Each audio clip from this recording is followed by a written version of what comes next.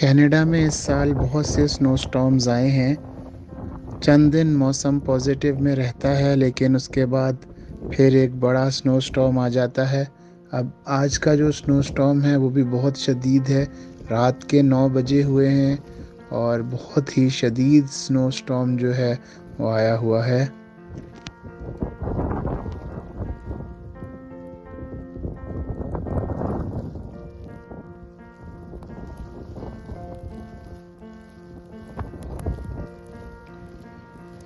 Canada کے لیے یہ مشہور ہے کہ یہاں 3 Ws پر ٹرسٹ نہیں کرنا چاہیے۔ اس میں ایک W جو ہے وہ ویدر ہے۔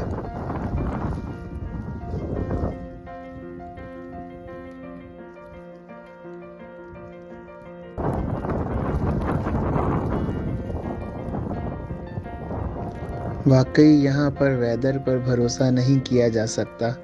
ابھی چند دن پہلے ہی ٹیمپریچر پازیٹیو میں تھا، لیکن آج آپ دیکھ سکتے ہیں کہ آج کس قدر شدید سنو سٹارم آیا ہوا ہے، اور اس کی شدت کا اندازہ آپ یہ ویڈیو دیکھ کر لگا سکتے ہیں۔